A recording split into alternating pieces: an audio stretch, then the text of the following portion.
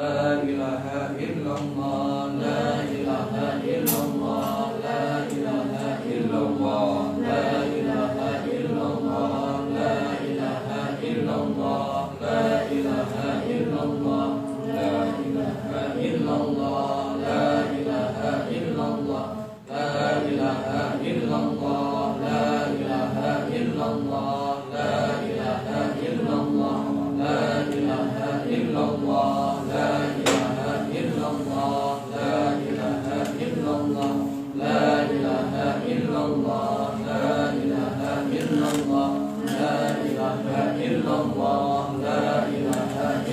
illallah, la ilaha illallah, la ilaha illallah. Sayyidina Muhammadur Rasulullah sallallahu alaihi wasallam.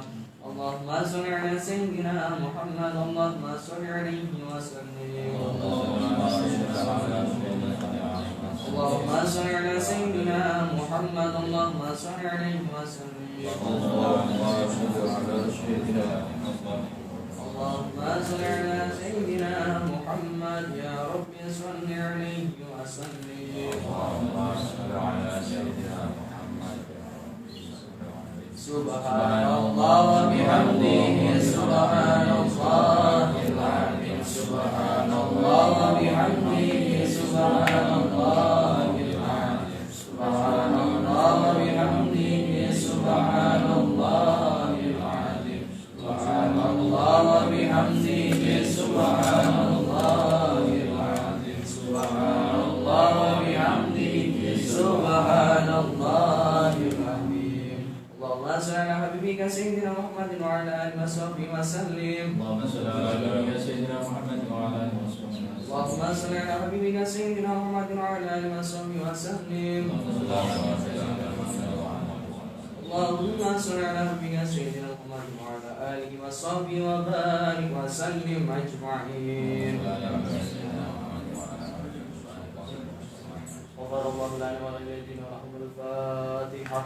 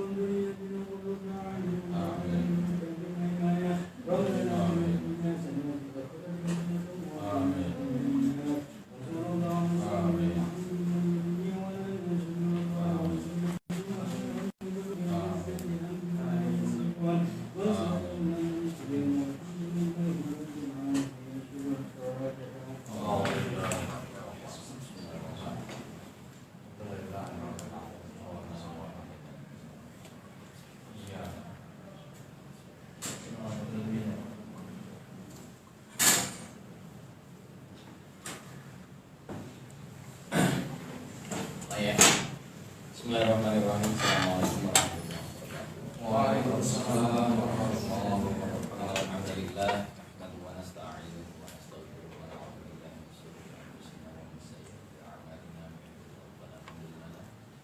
Wa may yudlil fala hadiya lahu. Asyhadu an la ilaha illallah wa asyhadu anna Muhammadan 'abduhu wa rasuluh. Allahumma shalli wa sallim wa barik 'ala sayyidina Muhammad wa 'ala alihi wasallam.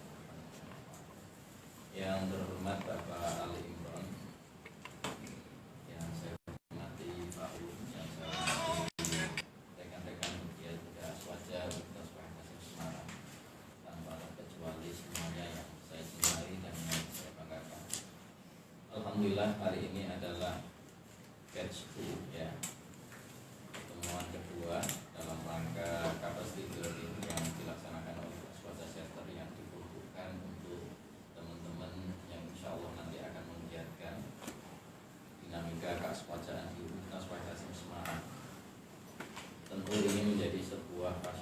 kultur yang harus kita manifestasikan.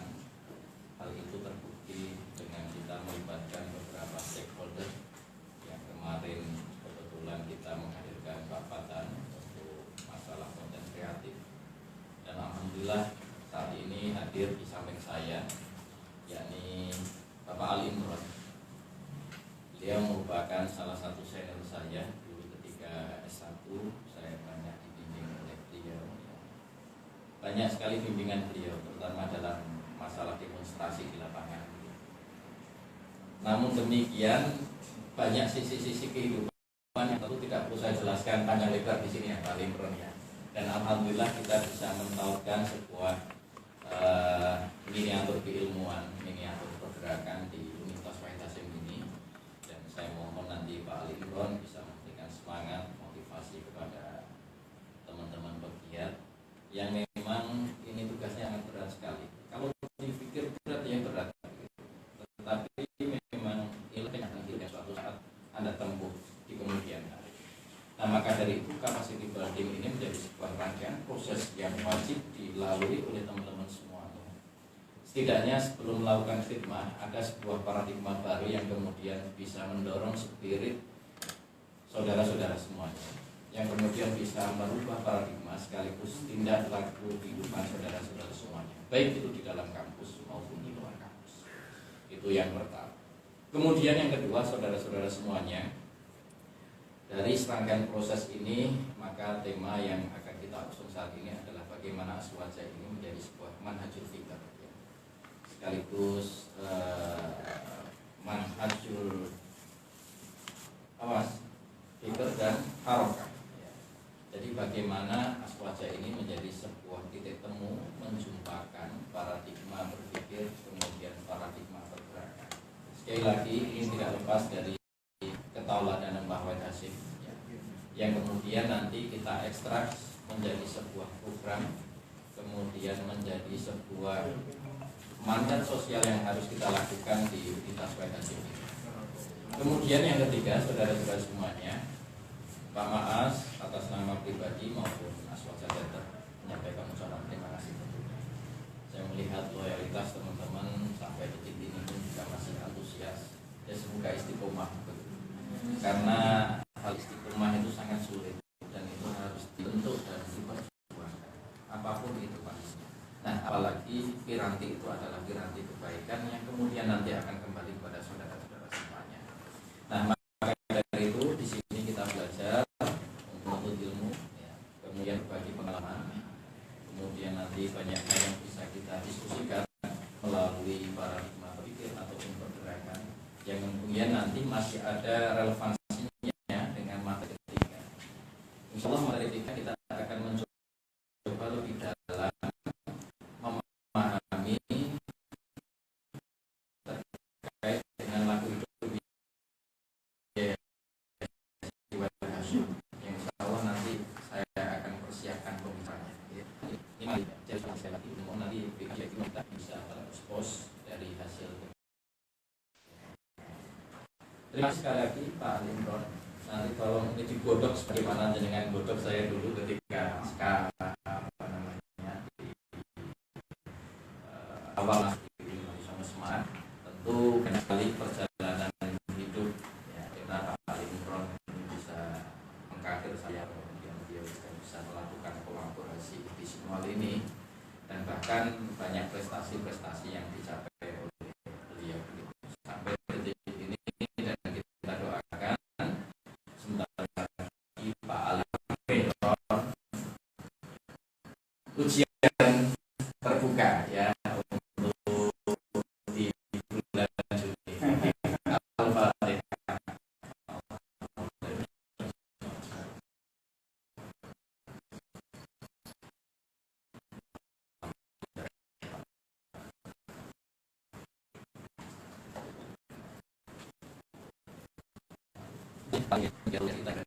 Ya, pokoknya biar terserah Ali saja gimana ya.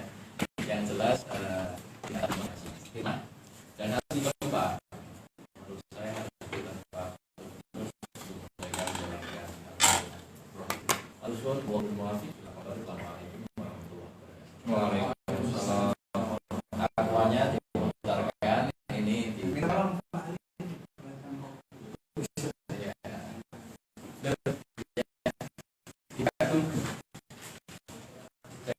Pak Jus balikan ke kita.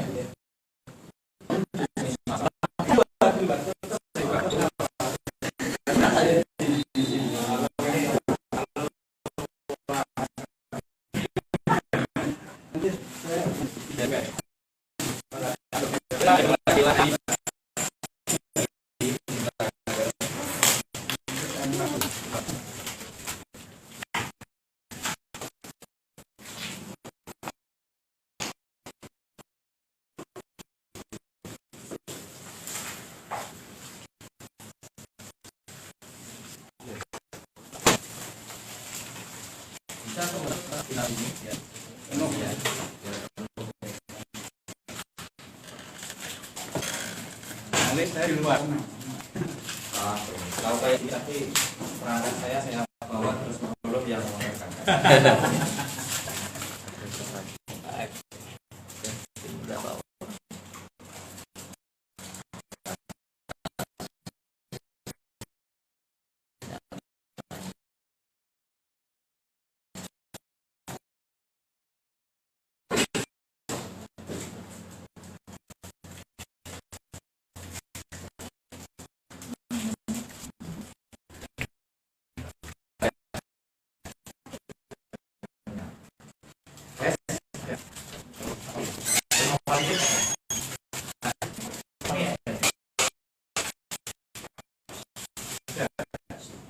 Ada belum berangkat.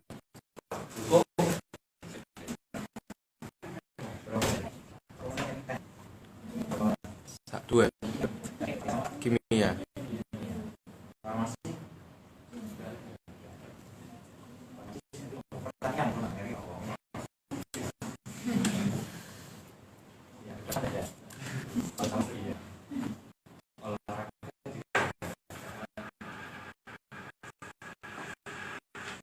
Iya, dimulai. Santai. Sebenarnya bingung tadi kalau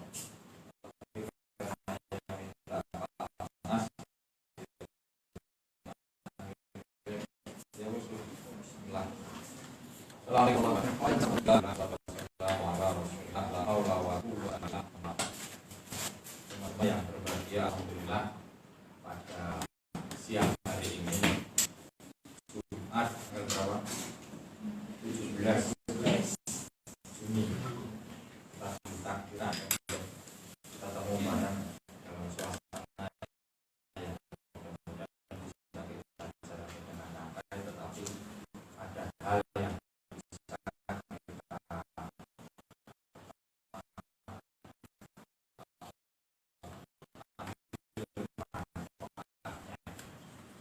sholat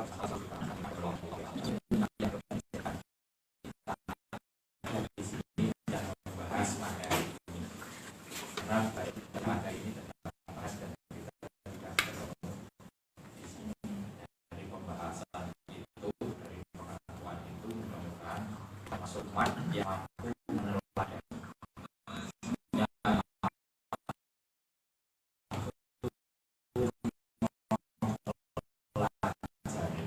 yang mampu mengaktualisasikan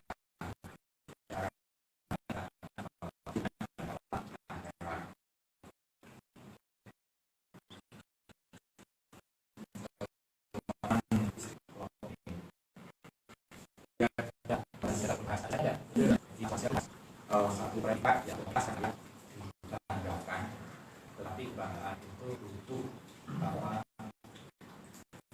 kita tunjukkan bahwa komunitas ini bukan komunitas kaleng-kaleng, tapi memang komunitas yang disiapkan untuk menjadi duta, menjadi inisiator, menjadi inspirator, menjadi motivator. Jadi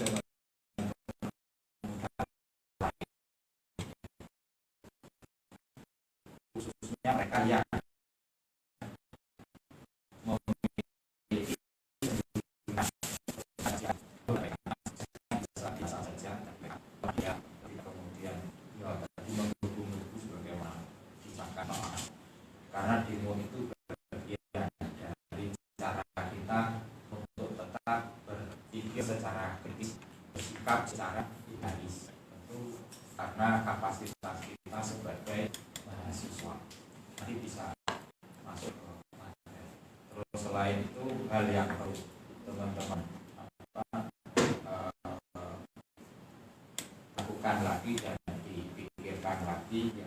Jika pikir ini berat, memang iya seluruh aktivitas yang kita jalani lebih bersifat rutinan itu menjadi sesuatu yang berarti pintar banget kamu buat pakai rumahnya harum melebihi harumnya wewangian yang kalian pakai. Iya kalau kita pikir gitu kan, kita rasakan maka akan menjadi sangat berat. Kalau kemudian sudah dirasakan berat, akhirnya gitu kan, seleksi alam yang berbicara. Hanya orang-orang tertentu yang memiliki kekuatan, yang memiliki etos, yang memiliki keinginan untuk kemudian bisa bertahan dengan baik, sehingga hasil seleksi inilah yang nanti akan menjawab apakah kalian lulus atau tidak. Nah, maka dari itu bedanya apa dengan yang lain? Ya maka dari itu istiqomah pesan yang ketiga. Banyak banget. Seorang wong esok nanya ya untuk itu pesan yang ketiga tentang istiqomah itu perlu kita terima dengan sepenuh hati, yang kemudian bisa kita jalani dengan tanpa adanya beban, dengan tanpa adanya paksaan, melainkan menjadi satu kebiasaan. Dalam istilah keren kalian itu habituation, satu kebiasaan yang pada akhirnya kita jalani sesuai dengan keinginan kita.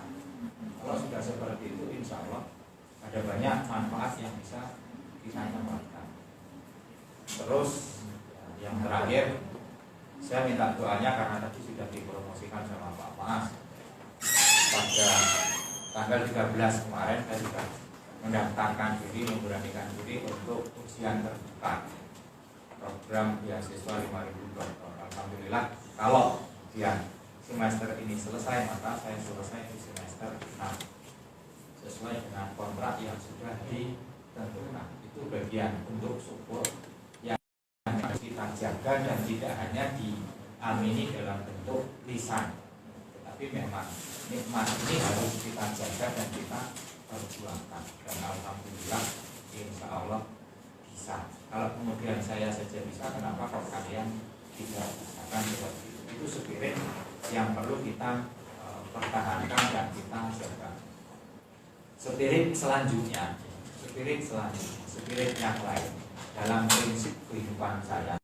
Apa yang sedang kita jalani hari ini, apa yang sedang ada pada kita hari ini, itu adalah takdir. Nah, takdir menjadi satu ketetapan. Apakah itu menjadi baik atau menjadi jelek, itu dikembalikan kepada si penerima takdir itu sendiri.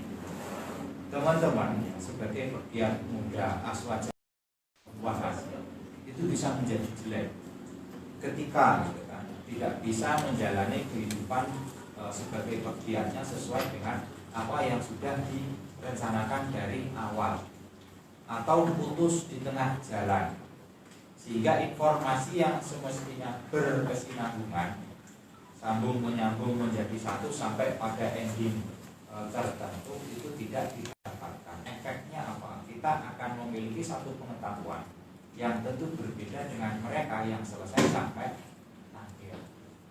Maka dari itu takdir ini layak untuk kita perjuangkan dan menjadi takdir yang baik, tidak kemudian menjadi takdir yang tidak baik. Soal kemudian itu menjadi baik dan tidak baik, saya masih berkeyakinan itu sangat tergantung kepada si penerima takdir itu.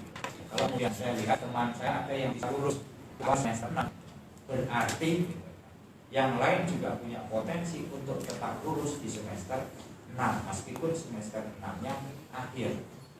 Nah ini akan menjadi baik bagi dia. Tapi bagi mereka yang tidak bisa menerima dengan baik, maka dia akan lulus. Soal kemudian lulus di semester 7, 8, 9, 10 itu akan menjadi berbeda, padahal takdirnya sama. Itu beberapa spirit yang perlu teman-teman dan kawan-kawan, sahabat-sahabat pertahankan. Selanjutnya kaitannya dengan materi.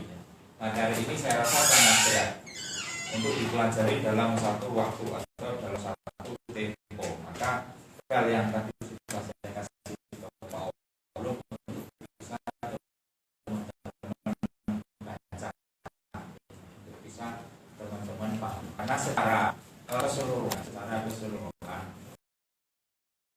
aspek sebagai hajul fikr dan harokat atau metode fikr dan kajiannya sama, ya, kajiannya sama. Dalam banyak buku, banyak sumber akan kita temukan kajian yang sama. Hanya saja nanti tingkat pemahaman dan tingkat aktualisasinya yang biasanya menjadi berbeda. Kenapa kemudian ini menjadi penting bagi teman-teman sahabat-sahabat, adik-adik pegiat muda Aswaja? Yang pertama kita lihat kondisi konteks keindonesiaan kita, nggak usah berbicara dunia kayaknya terlalu. Bahkan dalam skup yang sangat sempit, dalam konteks keubahasaan saja, di dalamnya terdapat pluralitas yang cukup tinggi. Pluralitas ini bisa dari suku, bisa dari golongan, bisa dari bahkan agama sekalipun. Dari situlah maka kemudian kita mesti berpikir secara bijak. Tidak kemudian ya karena kita membahas dominan Islam maka ya, akan menjadikan Islam sebagai satu-satunya agama yang mengayomi seluruh mahasiswanya yang kuliah berbahasa itu hanya yang beragamakan Islam. Ada misi lain yang perlu kita kembangkan sebagai orang yang berhaluan sunnah wal jamaah. Untuk itu maka ya, awal-awal karena tidak bisa menerima perbedaan sikap, perbedaan pandangan, bahkan perbedaan putusan pada akhirnya melahirkan konflik. Masalahnya ini konflik karena keseluruhan persoalan bisa langsung kita ajukan kepada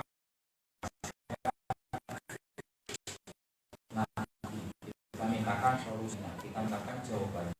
Setelah kita sampaikan akan turun ayat.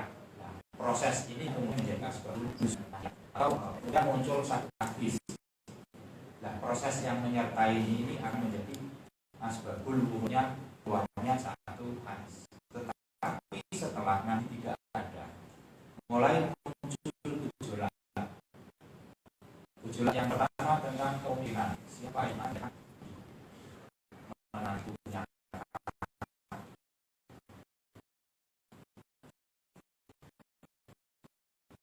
saudara yang lain atau mengikut nabi yang paling itu mulai muncul.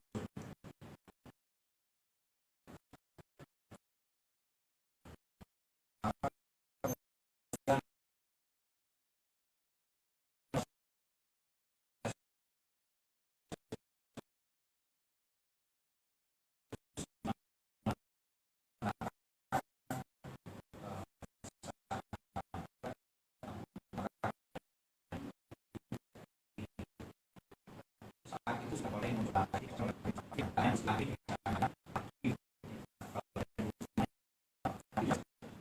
proses penyelesaian hukum. Dan setelah kemudian menganggap bahwa ini sudah menyimpang dari ajaran Islam, maka kelompok tertentu jadi kelompok ada yang tetap kemudian ikut sahabat yang setelah kelompok-kelompok lain. Dan disitulah yang kemudian awal mula muncul kajian-kajian, pembahasan-pembahasan bahwa kalau ini akan tetap seperti ini bisa dipastikan umat Islam akan pecah belah menjadi semakin banyak. Dampaknya apa? Chaos yang tidak bisa dihindari. Kalau sudah terjadi tentu kerugian dalam segala aspek. paling dominan tentu kerugian adalah kegiatan keagamaan. Padahal iso sholat Allahu Akbar karena Allahu Akbar bom gitu kan. Iya, padahal takbirnya sama. Kita enak Allahu Akbar sholat 5 menit itu rampung 10 menit rampung ya. Sengaja kalau ikram sampai wiridan yang masjid itu.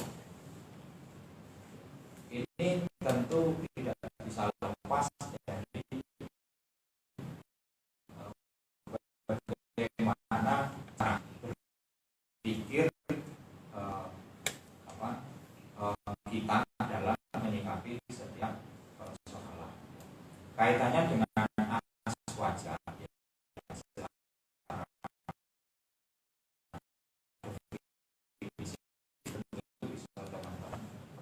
Pahami yaitu seruan. Jadi kepada keindonesiaan menjadi aswaja itu satu keniscayaan, ya, menjadi satu keniscayaan. Mengingat dan melihat perbedaannya banyak banget, tetapi kearifan lokal Indonesia bisa kita jadikan salah satu dasar. Kalau kemudian Indonesia adalah aswaja yang ditinggai dalam istilahnya Bhinneka Tunggal Ika.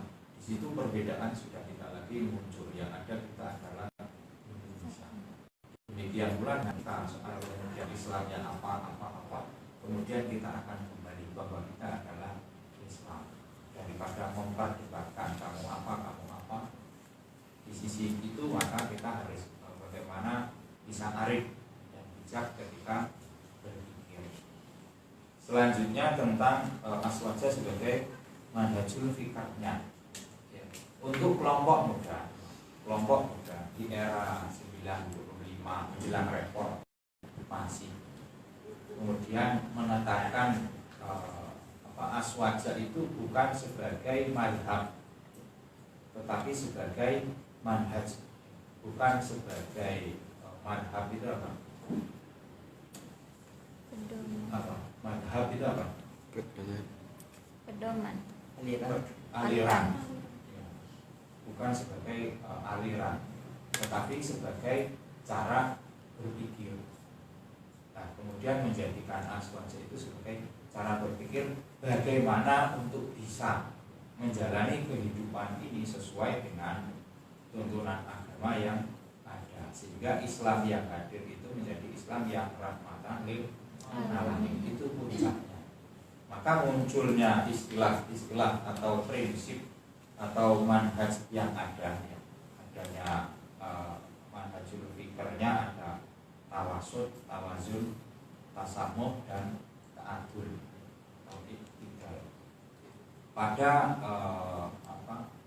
Pada prinsip tawasud, ya, menjadi moderat. Moderat ini sekali lagi menjadi satu keniscayaan bagi kita yang hidup di tengah-tengah pluralitas yang ada. Tentu bukan hal yang sulit, ya. Nanti di situ sudah ada penjelasan. Tentu bukan hal yang sulit kalau Allah sebenarnya menginginkan kita untuk menjadi satu golongan saja. Sebenarnya kan nggak sulit. Tetapi kenapa kemudian perbedaan ini justru dipelihara, justru dijaga? Nah, ini kalau tidak didasari atas kemapanan dalam berpikir, tentu perbedaan itu menjadi sumber kecemburuan, sumber masalah, dan sumber malapetaka. Nah, ini tuntutan bagi kita bagaimana caranya untuk bisa bersikap secara tawasud, bersikap secara moderat. Ini sangat sulit.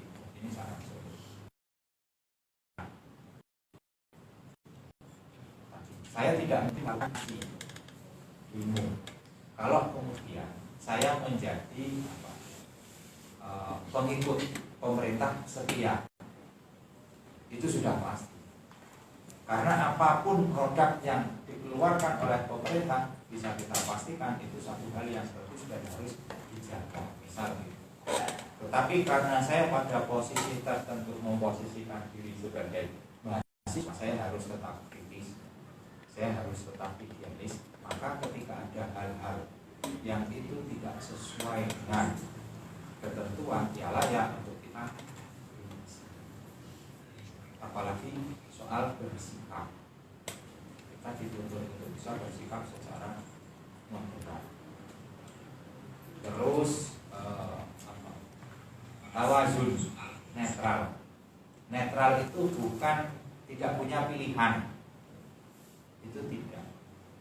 Tetapi netral ini kita memposisikan diri pada posisi yang itu ideal.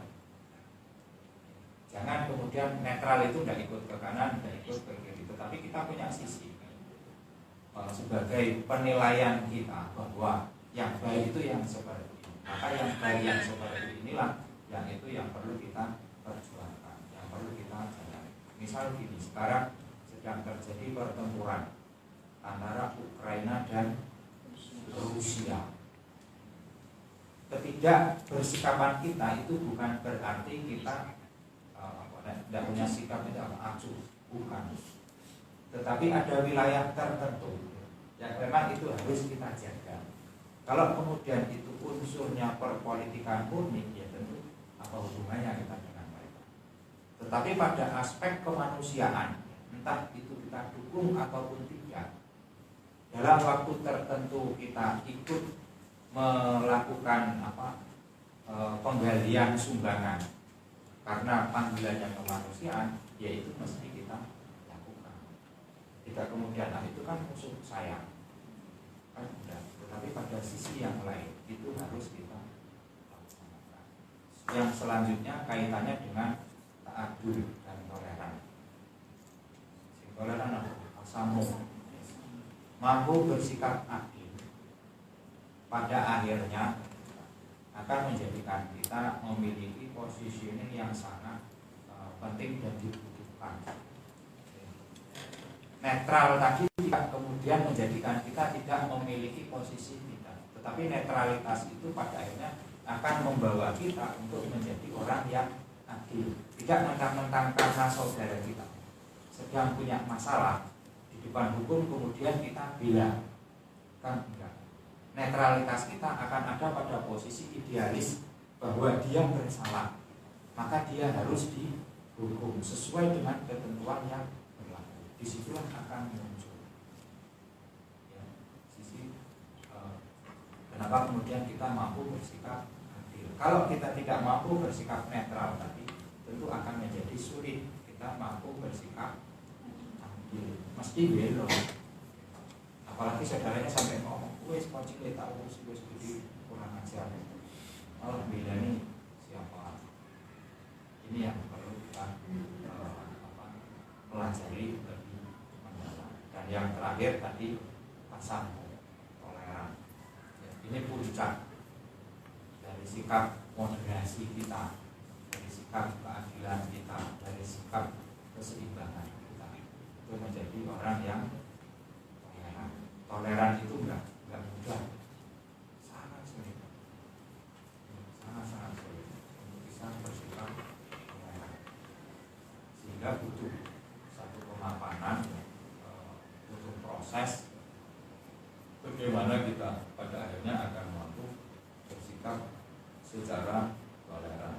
Keseimbangan dan toleran terrefleksikan dalam kehidupan sosial di masyarakat, yaitu cara bergaul dalam kondisi sosial budaya. Keseimbangan toleran mengacu pada cara bergaul yakni sebagai muslim dengan golongan muslim atau pemeluk agama yang lain.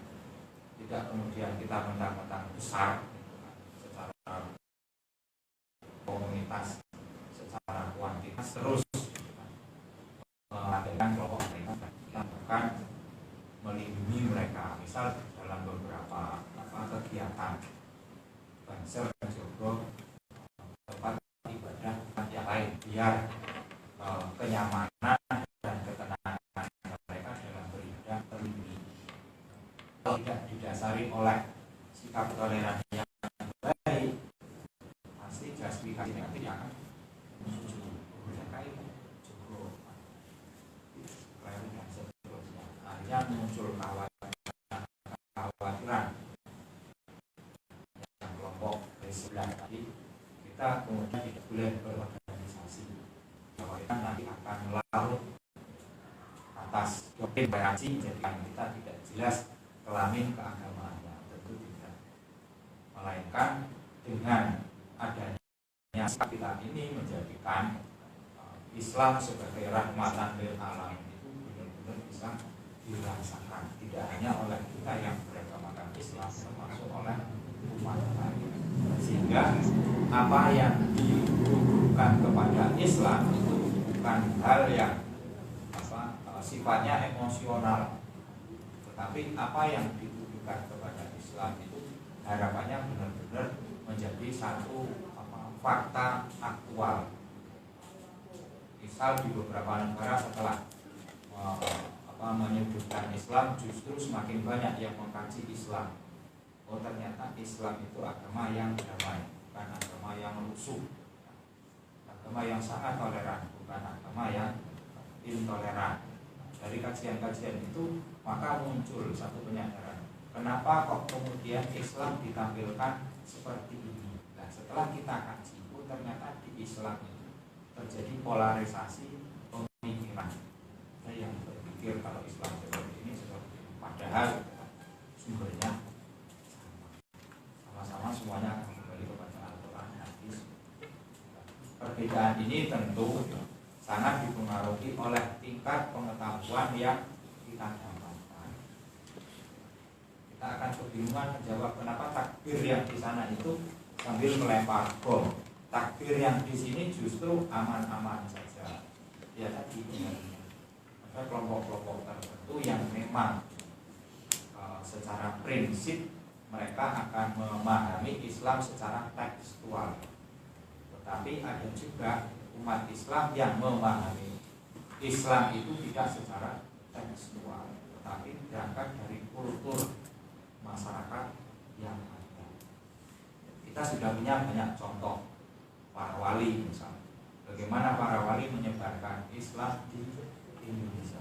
Kalau tidak didasari oleh 4 prinsip tadi, bisa jadi Islam tidak sampai ke kita.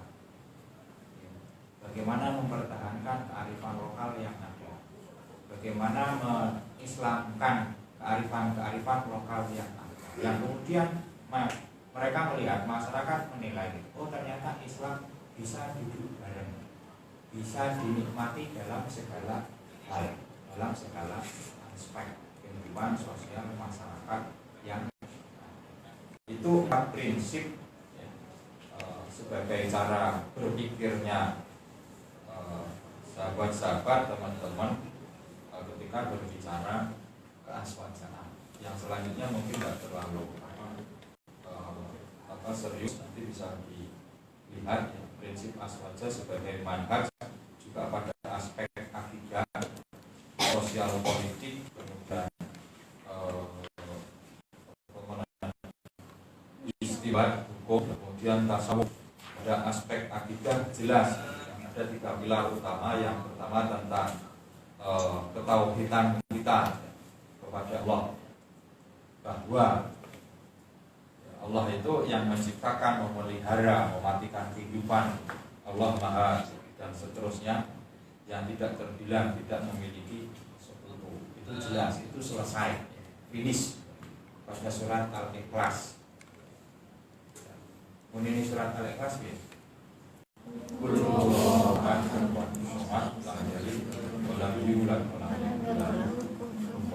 Di situ sudah finish. Terus yang selanjutnya pada aspek nubuwah, meyakini bahwa ajaran yang kita terima itu diturunkan melalui wahyu kepada Nabi, dan Nabi Muhammad adalah Nabi yang terakhir sebagai penerima wahyu.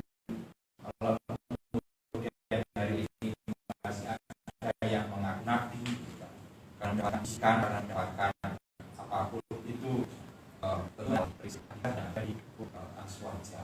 Terus yang terakhir pada aspek al-ma'ad, itu keyakinan bahwa manusia nanti akan dibangkitkan. Nah, ini yang kemudian akan menjadikan kita berpikir secara seimbang, kehidupan yang ada di dunia dan kehidupan yang ada di akhirat. Kita boleh sibuk untuk urusan dunia, tetapi jangan sampai terlena dengan dengan kehidupan akhirat yang telah akan kita jalani. Karena masa kebangkitan, masa hisab dan masa kehidupan setelah kita di dunia itu pasti. Kalau masih ada yang tidak percaya itu, ya biarkan saja mereka tidak percaya dengan ajaran itu. Ya, nah ini yang pada aspek akidah. Kemudian bidang sosial politik ada beberapa prinsip meskipun tidak disebutkan secara eksplisit ya, bahwa kita harus bermanhajkan demokrasi dalam berbangsa dan bernegara. Apapun itu boleh, tetapi prinsipnya ya, prinsip musyawarah, prinsip keadilan, prinsip kebebasan, kemudian prinsip kesetaraan derajat itu tidak boleh dihilangkan. Prinsip-prinsip ini bisa teman-teman pelajari ya, dalam kajian Piagam Madinah. Itu orisinil masa kepemimpinan Nabi sebagai kepala negara, sehingga menjadi rujukan kajian-kajian Muhammad negarawan. Dari situ sumbernya. Di situ Islam datang yang dibawa oleh Nabi, tetapi tidak kemudian menghilangkan agama yang lain untuk kemudian dihalang-halangi beribadah sesuai dengan agamanya masing-masing. Nah, prinsip-prinsip ini juga perlu kita pahami secara baik dari aspek musyawarah, keadilan, kebebasan dan kesetaraan derajat. Kalau ditanyakan dalilnya, di situ sudah ada Al-Qur'annya semua, meskipun Arabnya tidak tertuliskan karena tadi saya lihat di komputer saya tidak support untuk Arabiknya, daripada yang muncul simbol-simbol tidak jelas itu, akhirnya saya hilangkan, terus saya ambil terjemahnya saja. Misal yang prinsip kesetaraan itu jelas disebutkan dalam surat Al-Hujurat. Sesungguhnya kami menciptakan kamu dari seorang laki-laki dan seorang perempuan, dan menjadikan kamu berbangsa-bangsa, bersuku-suku, supaya kamu saling mengenal. Sesungguhnya orang yang paling mulia di antara kamu di sisi Allah adalah yang paling takwa. Sesungguhnya Allah mengetahui dan Maha mengenal. Jadi perbedaan yang kita miliki ini pada sisi tertentu tidak penting, hanya ketakwaan kita yang penting. Ayat di bawahnya mempertegas bahwa kita benar-benar memiliki derajat yang sama meskipun berkelompok-kelompok, bersuku-suku, bergolong-golong. Karena itu bukan hal yang sulit bagi Allah untuk menjadikan kita hanya satu suku saja, atau satu kelompok saja, atau hanya ditinggalkan satu orang saja. Itu tentu bukan hal yang sulit. Terus pada bidang istinbat atau pengambilan hukum ada 4 yang bisa kita gunakan: Al-Quran, kemudian hadis, ijma, dan qiyas.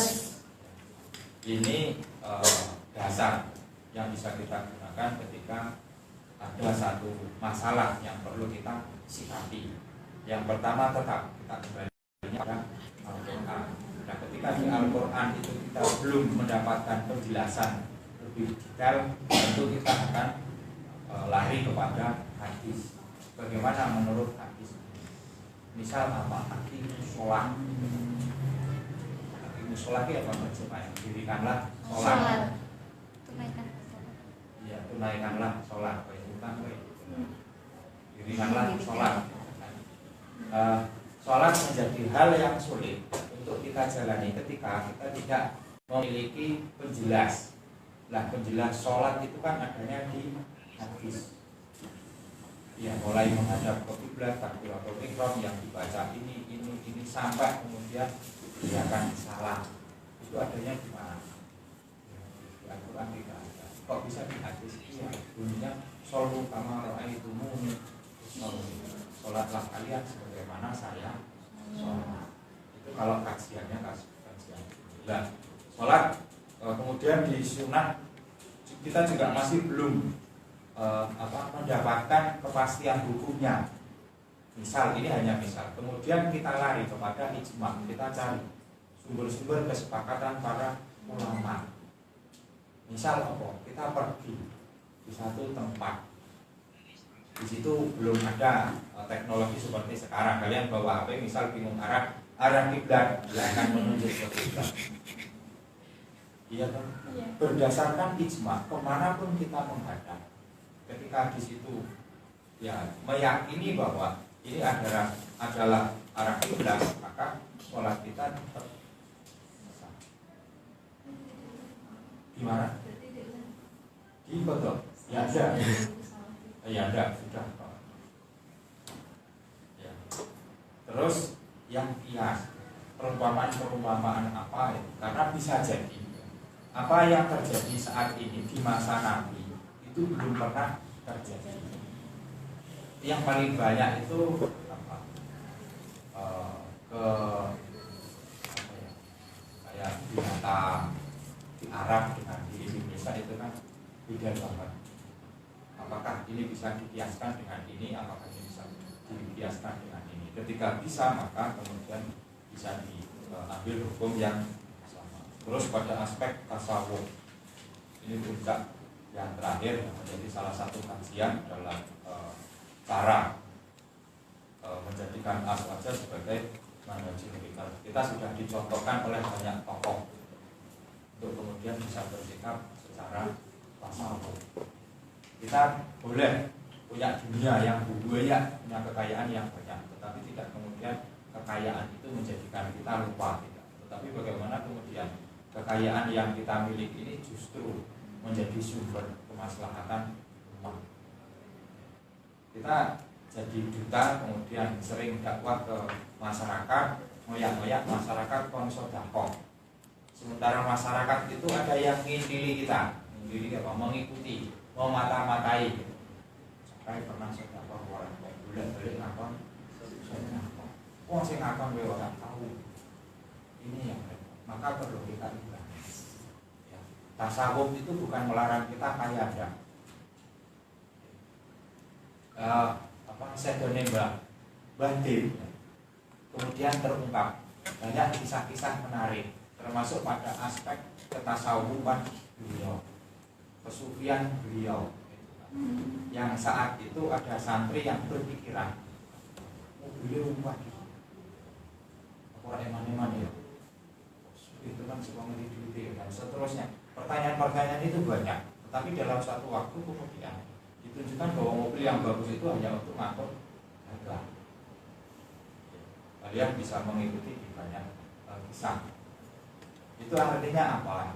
Apa yang kita miliki yang menurut orang lain itu mahal, bisa jadi tidak ada artinya bagi kita. Ini hanya alat, ini hanya perantara, ini hanya media yang bisa kita gunakan untuk memudahkan ibadah kita, baik yang bersifat duniawi maupun yang bersifat umroh. Jadi mobil yang buat angkut, kok kotor itu berubah meneh, kenapa? Apalagi tadi dalam aspek uang. Atau sekarang haji atau umroh, berapa nominal yang mesti kita keluarkan sekarang? Kita keluar lagi tadi. Kita sebagai umat Islam ada 5 rukun yang harus kita jalani. Dan giliran tepok haji masih apa? Lanjutnya sudah belum. Kenapa kok belum? Akhirnya apa? Ya kita nggak akan pernah bisa sampai haji kalau kemudian yang mempertahankan istilah tasawuf sufi ini kemudian tidak memiliki apa-apa. Apa yang kita miliki ini ya satu perantara saja untuk kemudian bisa sampai menuju kepada ridhonya. Itu sahabat-sahabat, pada kesimpulannya aswaja sebagai manhajul fikr adalah upaya dari cara berpikir yang bertujuan menjaga peradaban dan stabilitas keamanan manusia di dunia. Aswaja menolak cara-cara berpikir yang bertindak licik, kasar, merusak, intoleran serta hal-hal yang membawa pada chaos dan kemadharatan. Karena itu kelompok aswaja misalnya itu sebagai prototipe Islam di Indonesia sangat teguh menjaga tradisi sembari terus mengikuti perkembangan zaman yang kemudian kita lekat dengan istilah al-muhafadzatu ala qadis wal akhdhu bil aslah. Ini yang kemudian kita jalani saat ini. Kita akan mempertahankan tradisi lama yang baik dan akan terus mencari dan memperjuangkan tradisi-tradisi baru yang lebih baik. Itu yang bisa saya sampaikan. nanti satu lagi itu pesan Pak Mas tadi kita akan membahas lagu hidup Yai Wahid Hasyim, dan tahu nanti siapa yang akan menjadi pembicaranya. Dan sekali lagi yang sudah bergabung bisa istiqomah. Jika memang tidak ada hal-hal yang menghalangi untuk bisa ikut kegiatan, saya rasa ini penting untuk diikuti dan diperjuangkan. Begitu dari saya, kurang lebihnya mohon maaf. Akhirul kalam wa muwaffiq lakum bitarik. Assalamualaikum warahmatullahi wabarakatuh. Waalaikumsalam warahmatullahi wabarakatuh. Masih cukup waktu, kalau ada yang mau tanya silakan, tapi tidak usah banyak-banyak ya. Di fakultas ada acara, terus pimpinan fakultas juga pada ada acara. Karena ada acara ini akhirnya saya nggak ikut acara yang lain. Pagi tadi itu berangkat ke Jepara, Pak Dekan, Pak Wadek, Kak Jur PAI, Kak Jur IS ke Unismu Jepara. Mestinya saya masuk list. Saya tunjukkan surat permohonan sama flyer dari Aswarga Center Kadung Miani Iki. Terus selain ke Unismu juga ada agenda ke Pondok Dilalul Quran untuk sosialisasi. Itu juga nggak kalah penting bagi kami yang ada di fakultas untuk tetap menjalankan program-program sosialisasi biar mahasiswa yang daftar ada, syukur-syukur banyak. Orang melu kabeh. Di fakultas juga jam ini nanti ada kegiatan mujahadah rutinan. Ya, ada. Terus mulai, tak deloi kok nggak mulai, tinggal terus sebenarnya mati. Silakan kalau ada. Kapan demo itu? Aku ya pernah demo, sering demo, ya silakan.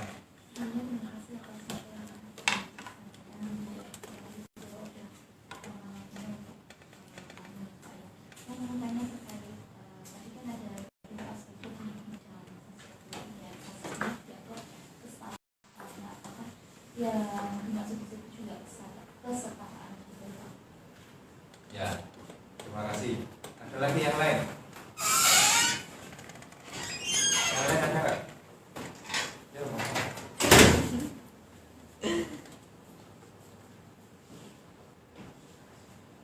Kesetaraan gender nanti yang jawab Pak Mas. Atau nanti Pak Mas yang jadikan contoh untuk kesetaraan gendernya. Nggak ada ya? Ya, kesetaraan gender itu gender bisa kita pahami sebagai apa? Kalau kemudian gender kita pahami sebagai jenis kelamin, maka selesai. Ya, jangan berharap perempuan menjadi laki-laki dan laki-laki menjadi perempuan. Kalau kemudian ada yang melakukan itu, kan perlu kuliah sama Pak Manas. Iya, kita kan juga mengenal itu kan. Ada kemudian yang berusaha untuk ya eksistensi di dunia dunia lain, dunia maya, atau untuk meningkatkan ratingnya akhirnya dari laki-laki menjadi perempuan atau hanya saja tadi ada kelompok-kelompok tertentu yang memang kemudian memposisikan perempuan itu tidak berperan sebagaimana. Itu bagaimana? Ya tentu kembali kepada kita bagaimana menyikapi. Dalam konteks keindonesiaan tentu itu tidak lazim. Apa alasannya? Tapi pada negara tertentu yang memang itu harus untuk menjaga marwah perempuan, ya akhirnya harus jaga sedemikian. Perempuan tidak boleh keluar rumah, karena kalau keluar rumah nanti bahaya. Perempuan tidak boleh tampil di pabrik karena apa? Nanti bahaya. Nah, itu yang kemudian perlu dipahami. Konteks keindonesiaannya misalkan ini laki-laki sama perempuan justru malah lebih banyak perempuannya. Di kelas-kelas itu laki-laki sama perempuan justru lebih banyak perempuannya. Kalau jumlah saja kalian sudah dominan, kenapa masih ada pertanyaan emansipasi wanita? Dan tinggal mampu enggak? Bisa enggak? Ketika bisa, ya silakan saja. Ya.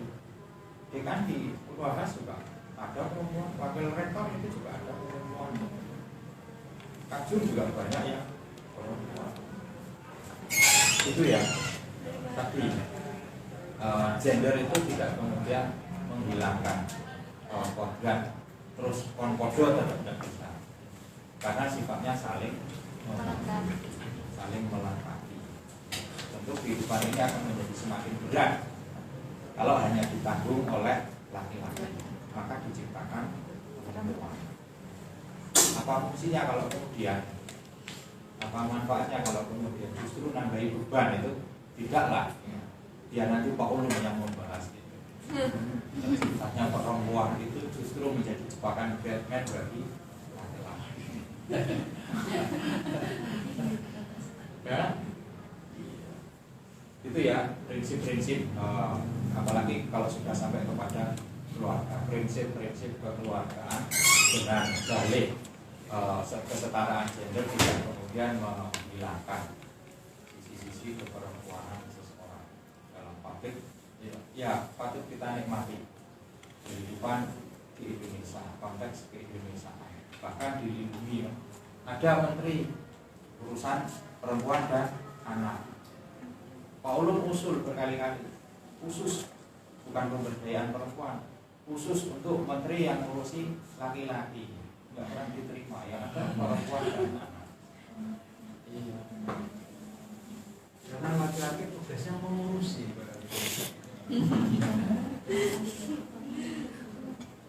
Gitu ya. Ya, kenapa kok perempuan harus diurus sedemikian rupa, dilindungi sedemikian rupa? Saya pernah diajar habis-habisan oleh kelompok perempuan pada saat pembahasan HAM. Dalam kajian HAM, yang paling banyak kasus muncul itu terjadi pada perempuan. Kenapa kok itu terjadi? Banyak jawaban. Jawaban saya hanya satu, karena perempuan itu egois. Karena nggak menerima, kok bisa perempuan egois? Saya pernah kebingungan ketika menghadapi perempuan yang pakaiannya nyuwun sewu sangat tidak layak. Mestinya sesama perempuan mengingatkan itu enak. Wih, mbak, kuis yang kamu ketok, Pak. Saya laki-laki nggak bisa kemudian mendekati, apalagi itu mahasiswi. Wih, mbak, ketok. Enggak, ternyata sangat egois. Kenapa kok tidak? Yang memijami jaket itu kok tidak perempuan gitu, justru laki-laki. Wih, belum.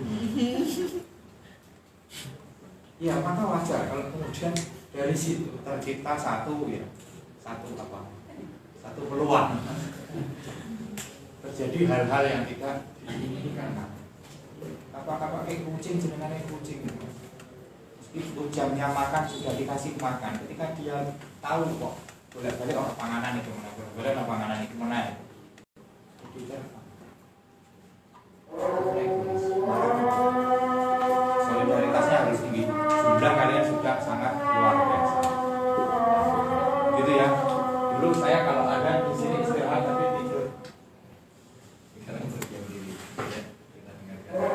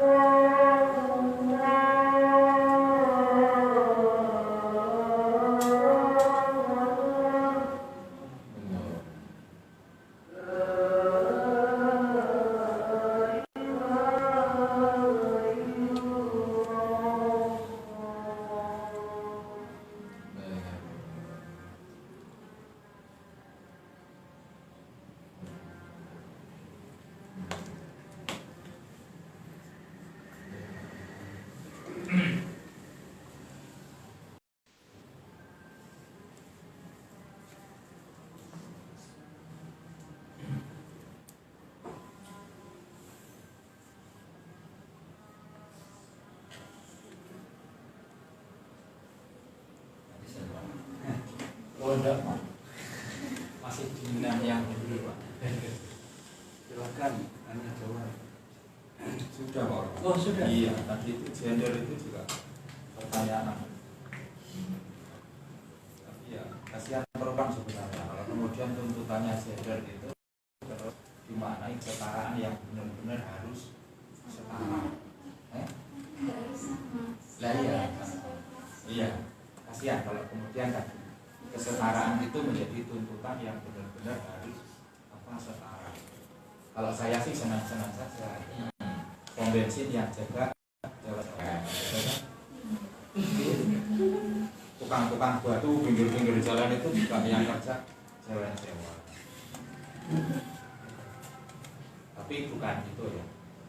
Bukan itu. Tetapi bagaimana kemudian berbagi peran yang kita miliki itu mampu menciptakan satu kemaslahatan bersama. Dokter ada dokter laki-laki dan dokter perempuan. Coba kalau kemudian tidak ada pilihan, ada orang yang pokoknya dokter orang wedok, mending orang ini kan. Padahal dalam prinsip dalam prinsip kemanusiaan ada yang mesti kita pada aspek hubungannya menjaga keberlangsungan keselamatan hidup manusia itu jauh lebih penting daripada menjaga kehidupan itu sendiri.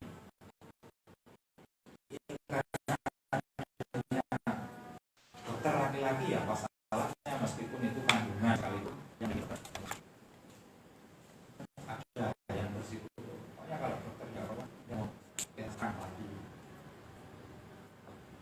Tadi ada unsur kemaslahatan tercipta dari prinsip kesetaraan. Ayo ada lagi. Kalau enggak saya serahkan ke Pak Mas. Sudah saya sampaikan Pak.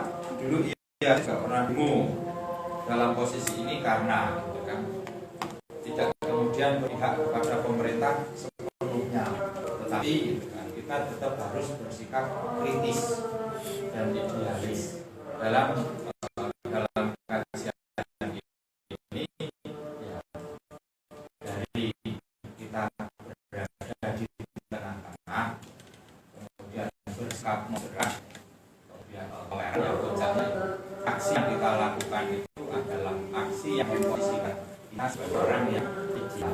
Itu kan kita punya pilihan tapi sikap kita sebenarnya bisa jadi sikap itu berbeda dengan yang lain. Yang jelas sikap itu mesti didasari dengan prinsip dan ada rasionalisasi yang bisa kita sampaikan sehingga bisa diterima. Pak Maas ngejar-ngejar saya untuk kuliah, Pak Maas kejar-kejar untuk kuliah, masing-masing punya alasan. saya sudah kuliah, Pak Mas belum kuliah, itu resikonya, itu aja. Nah, ngomong pinter Pak Mas, tetapi karena takdir tadi, ya sudah, ini peluang bagi saya, ya saya nikmati, saya jalani. Jadi takdir kalian sekarang yang di sini diperjuangkan dengan baik, jalankan dengan baik, sehingga nanti kebaikan yang ada pada kalian itu bisa dimanfaatkan atau memiliki kemanfaatan pada yang lain. Itu Pak, cukup ya, tadi sudah saya tutup ya. Kalau masih ada yang monggo Pak Mas sudah masuk, Pak Ulum juga sudah masuk. Ya, silakan. Ya, terima kasih atas waktunya. Kenalkan saya Abdul Zaki. Ya. Di sini saya berdiri di belakangnya. Sebenarnya itu ramalan apa yang sudah kita lewati di sekarang ini yang mendorong keutuhan, khususnya Nahdlatul Ulama. Apalagi kan sekarang ini lagi rame-ramenya khilafatul muslimin. Lalu bagaimana kita sebagai aswaja muda untuk menyikapinya? Terima kasih. Oke, terima kasih. Kalau ngomong tantangan saat ini tidak hanya kita yang ada di sini, tetapi seluruh negara yang ada di dunia ini memiliki tantangan yang sama. Tantangannya apa? Ketidakpastian dalam segala aspek, dalam segala sektor, tidak hanya pada aspek pemerintahan. Ketidakpastian. Apa yang terjadi besok, hari ini, tidak banyak yang mampu memprediksikan dengan baik. Kita hanya mampu merencanakan, ya, karena ketidakpastian. Nah, apalagi kalau tantangannya tadi yang mengarah pada semakin banyaknya atau semakin seringnya upaya-upaya untuk mendirikan negara Islam atau khilafah. Di sini sudah jelas pada bidang sosial politik, prinsip musyawarah, prinsip keadilan, prinsip kebebasan, kemudian prinsip kesetaraan, prinsip di atas, maka tidak ada doktrin negara Islam, formalisasi syariat Islam, dan khilafah Islamiyah bagi Ahlus Sunnah wal Jamaah. Yang ada adalah bagaimana nilai-nilai keagamaan itu mampu terlaksana secara baik di negara itu. Kayak mau lebaran Islam, tapi giliran wayang sholat, Allahu Akbar do kuatir. Bom iya. Maka takbiratul ihramnya menjadi berbeda. Jadi ketidakpastian lah. Untuk kemudian agar kita tidak mudah terjebak, terprovokasi, yang pertama mesti kita kenali bagaimana negara ini dulu didirikan oleh para founding father kita. Dari penyelenggara persiapan kemerdekaan Indonesia itu dari berapa orang? 7 orang ya? Ya, BPUK berapa orang? 7 orang atau 5 orang? Berapa? 9 ya. Dari 9 itu yang non muslim berapa? 1. Semuanya beragamakan Islam. Kenapa kok tidak dari dulu Indonesia dijadikan negara Islam? Upaya untuk menjadikan Indonesia sebagai negara muslim itu bukan hal yang baru, tapi sejak sebelum Indonesia merdeka. Pasca Indonesia merdeka juga. Nah, kearifan para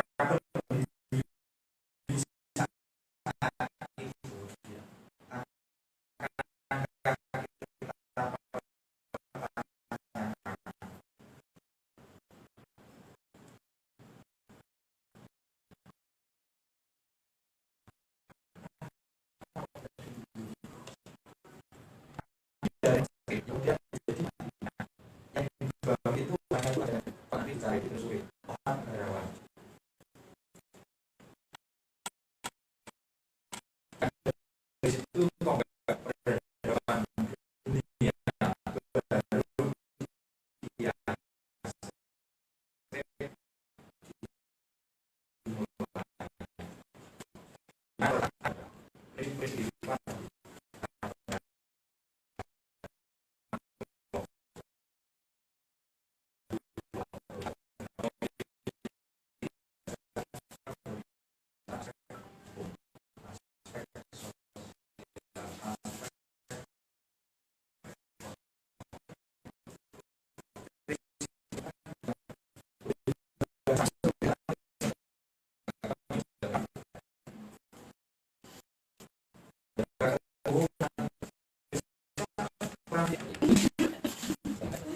Dalam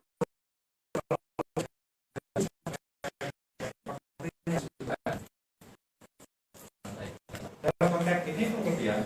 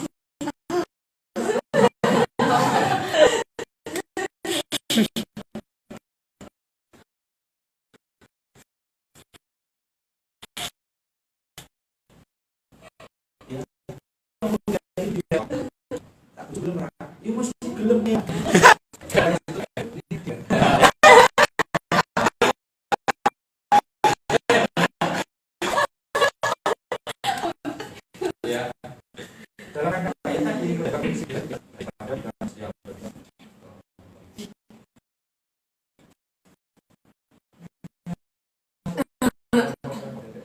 dari aturan termasuk siapa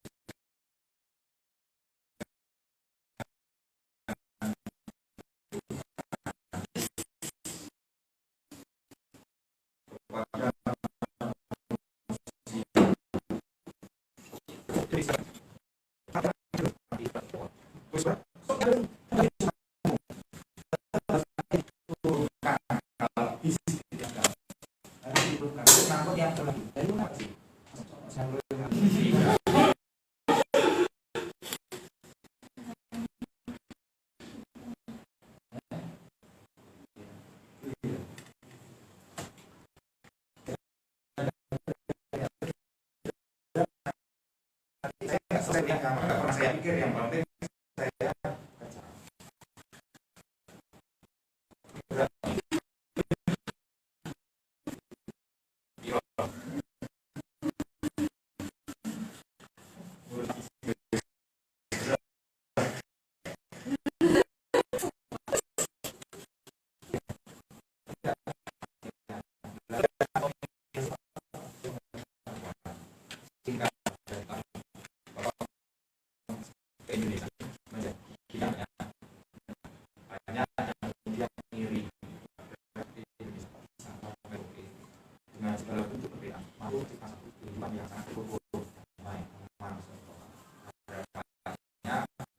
karena kalian keadilan sosial bagi seluruh rakyat Indonesia itu keadilan tidak hanya pada aspek lahir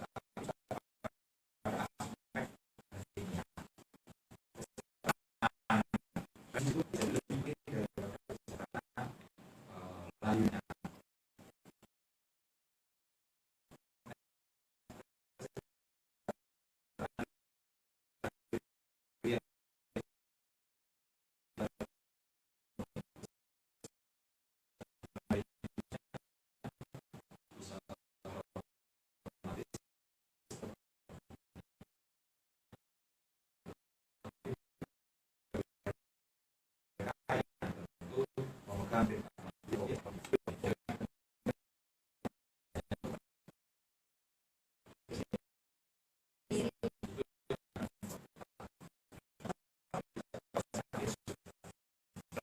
Saya apa?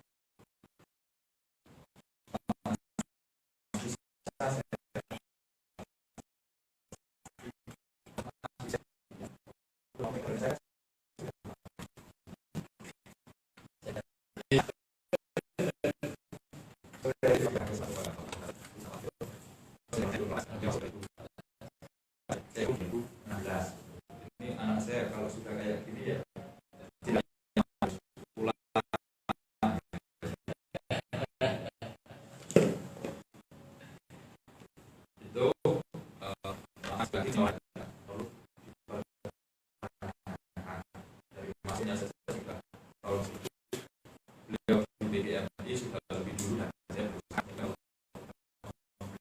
benar yang biasa kita doakan ini Amin.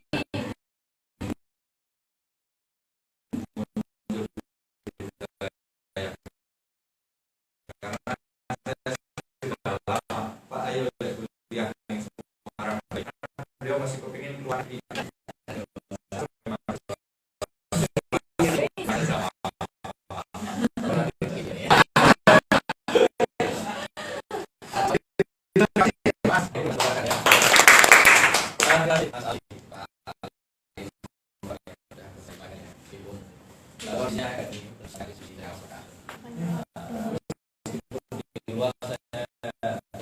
menyimak tadi Pak Alim dan sekalian dari teman lain bagaimana aswaja yang berorientasi dari sebuah pengetahuan dengan para imam dengan tingkatan sunnah wal jamaah. Memang betul apa yang telah disampaikan dengan apa yang menjadi bacaan saya bahwa yang paling besar itu adalah ketidakpastian